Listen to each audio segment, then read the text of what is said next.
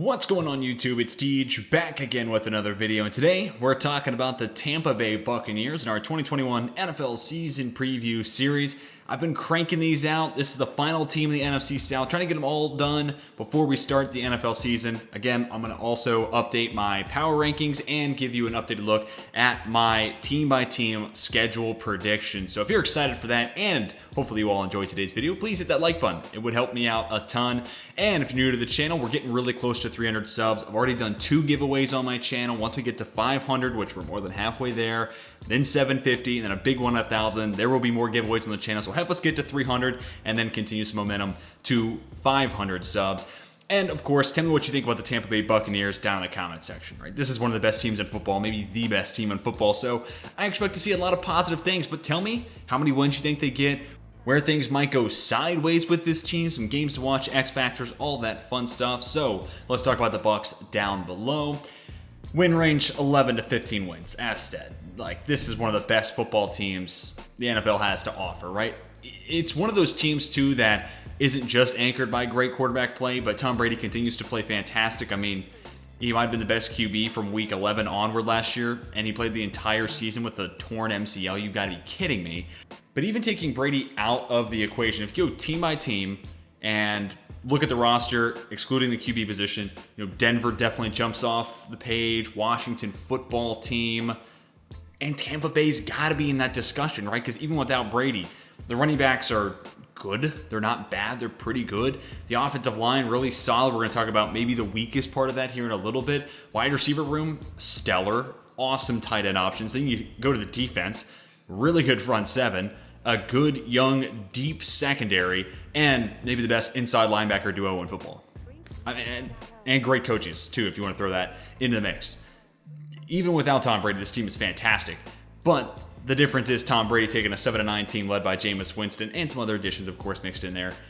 And he takes them to the Super Bowl in year 1. And you can only think that year 2 is only going to get that much better.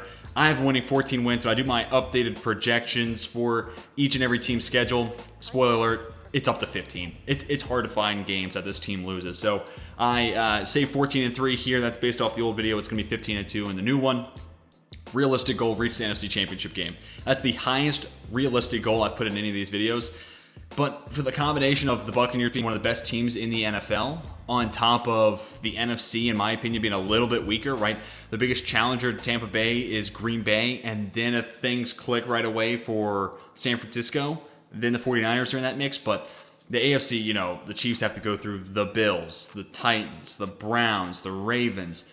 I think there's just a little bit more competition in the AFC compared to the NFC, so get to the NFC Championship game should be the realistic goal. And then the reach goal, do you call it a reach? They're the betting favorites. They should be gunning for the Super Bowl. They should be trying to go back-to-back, right? Like, Tom Brady, in an ideal situation, gets to 9 rings and can make the Instagram post that's cheesy as all get out, saying the ring that matters the most is his wedding ring, and he's got an entire 2 handfuls of rings. That would be so sick.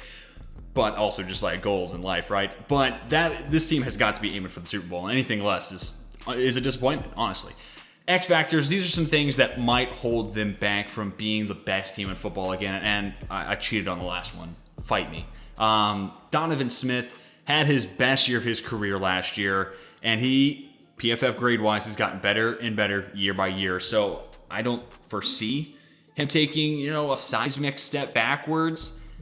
But maybe he gets hurt, and that kind of plays into our final X factor we'll talk about here in a second.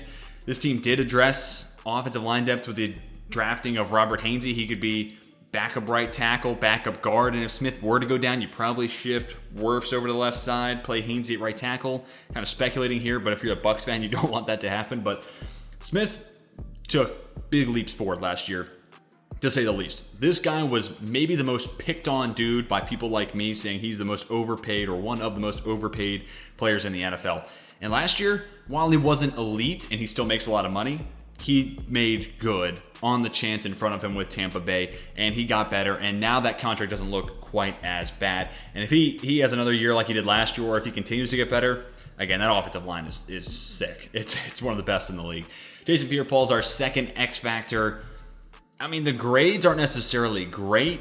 Specifically against run defense, he's pretty weak. But when you have Vita Vea and Shaq Barrett does it at a pretty good level, Levante David, Devin White, like those guys are tasked with stopping the run.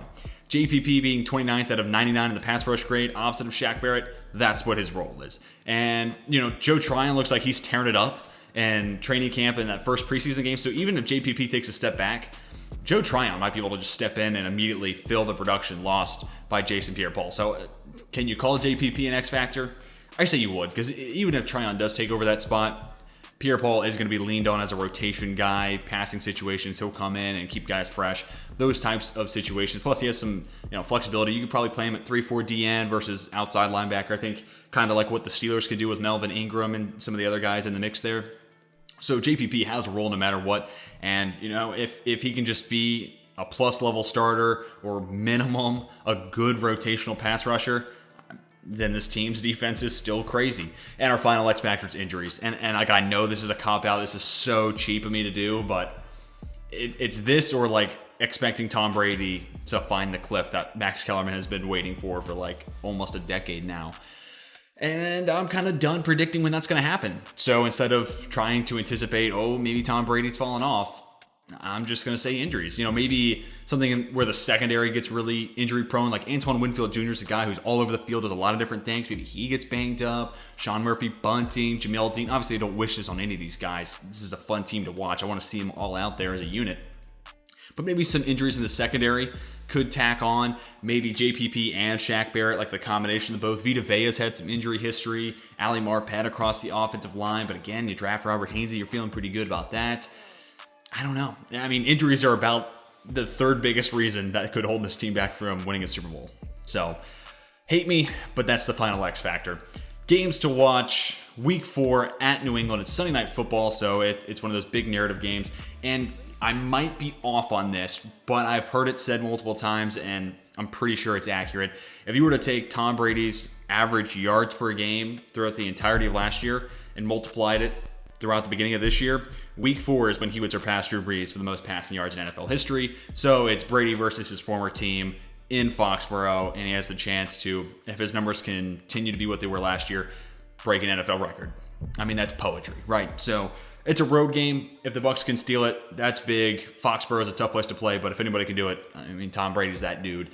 Week 10 at Washington. I really considered Week 11 against the Giants. The Bucs are at home, but it's the Giants coming off their bye week, and 2 years in a row now, Tampa Bay and New York have played really close games. So that's an honorable mention. But Week 10, you're hitting the road, going to the nation's capital, and while it's not far travel distant, it's a little bit of a different environment. Once we get to Week 10, too, you're going to start getting some colder months, so that might be something that plays effect in that game. Not necessarily for someone like Tom Brady, but, overall, the culture, it might play something for a few different players, and that might be the difference in a close game. Additionally, while the Bucs do have a fantastic offensive line, Washington has the best pass rush in the league in my eyes. They have the best defense, in my opinion, as of right now, based off of their depth chart and everyone being healthy. So this is a really fun matchup. Additionally, it's a rematch of the wild card matchup between these two teams where Taylor Heineke put on a show. And that was, from start to finish, maybe the most entertaining game the Bucs played in the playoffs last year. I mean, the first half against the Packers was really, really close. But then that, touchdown right before the break, and then that kind of carries over the second half. I guess it stayed close all the way through, but I don't know. Maybe from entertainment's sake, this Washington and Tampa Bay game, maybe it's just because my expectations were set pretty low, but that was such a fun game to watch, and Ryan Fitzpatrick is a fun guy to watch. You never know what you're going to get, so minimum, this is an entertaining game to watch. And again, it's a battle between two playoff caliber teams in the NFC. Great defense, great offense. Should be a lot of fun. Week 14 against the Buffalo Bills. This is a potential Super Bowl matchup. I still like the Chiefs out of the AFC, but man, Buffalo, might be the second best team in that conference. They're right there knocking on the door. And this is an air it out, chuck the ball down the field. The Bills actually did run the ball pretty well in their first preseason game, which is interesting. But, an aired out, pass heavy offense versus that Bucs defense, that's a lot of fun on paper. Additionally, I think the Bills defense gets a little bit better. They have some good playmakers like Tre'Davious White versus Chris Godwin or Mike Evans, whoever he matches up with. That's a really fun matchup. And you look at those safeties, right? Jordan Poyer, Micah Hyde, two really smart safeties, that split safety concept. How many times can you say safety in a sentence? Those two playing deep against Tom Brady. That's a lot of fun. The pass rushers in this game, you have the old vets for Tampa Bay who are proven. And then the Bills are hoping to get some of those young guys to step up and pick up the slack and convert pressures and hurries into sacks this year. It's a really fun matchup, and again, it's a potential Super Bowl matchup. So, of course, it's a game to watch. Additionally, it's one of the last games they play that's not division. So, had to throw it in here for the final game to watch. But that's going to do it for my 2021 Tampa Bay Buccaneers season preview video. Tell me what you think about this team down in the comment section. Do you think they go back-to-back? Do they win another Lombardi? Do you think they get stopped in their playoff run? Tell me what you think. Who are some X factors, some games to watch? I'd love to have your thoughts. So let's talk about the Bucs down below. Hopefully you all enjoyed today's video. If you did, please hit that like button. Seriously, it would help me out a ton. It helps my channel, helps out my videos a lot, and help us get to 300 subs. We're really, really close, so hit that big red subscribe button. It would mean the world to me. But that's going to do it for today's video. Hope you have a fantastic rest of your day. And until next time, my name is Tej, and I'm signing off.